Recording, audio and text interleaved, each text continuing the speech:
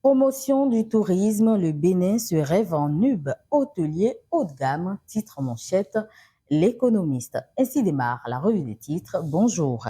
Performance de l'économie béninoise, le PIB réévalué de 25,2%, confirmation d'une transformation économique.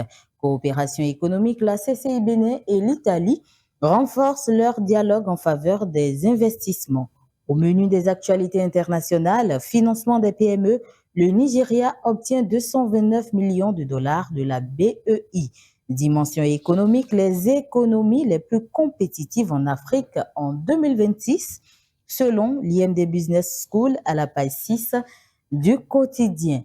Olympiade nationale d'intelligence artificielle 2026, le Bénin lance la chasse au talent du numérique, porte à connaissance la nation à la page 7, gouvernance des entreprises publiques, l'État hausse le niveau d'exigence. Réforme éducative, un cadre pour repenser les apprentissages. Tribune vert, faire de l'eau, une trajectoire de la croissance à Londres. Cotonou présente un nouveau pacte urbain avec l'eau. Santé publique en Afrique, un ouvrage pour repenser la protection des usagers des services de soins. Atelier budgétaire au Palais des gouverneurs, les députés outillés au débat d'orientation budgétaire 2026 rapportent l'événement précis. Présentation des résultats de la mission du comité d'experts, un pas de plus vers la reprise de la coopération bilatérale Bénin-Niger. Les autorités nigériennes valident les conclusions de Cotonou précises. Le journal à la page 2. Production d'Anacard, un projet pilote d'assurance et d'inclusion financière annoncé pour 2027.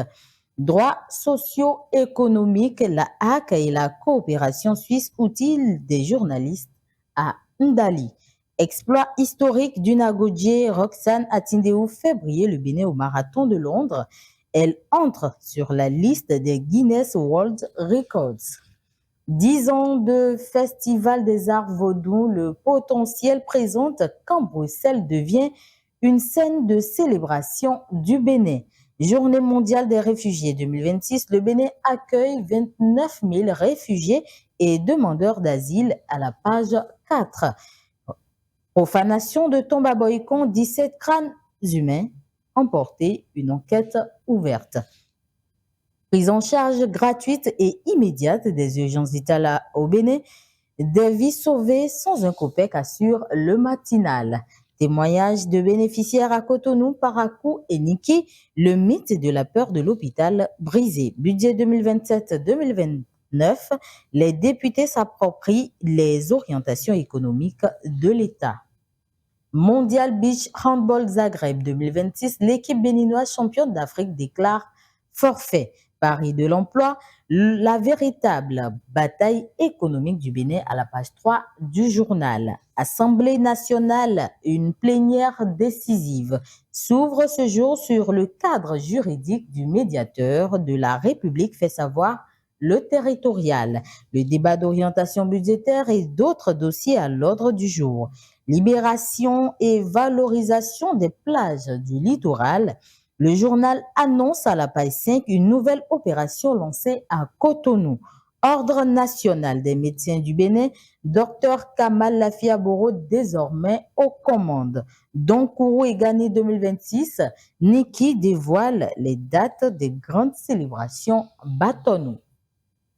Flotte fantôme russe, une enquête en cours au Bénin, s'exclame l'informateur à la page 8. CEP 2026, les résultats prévus pour vendredi prochain.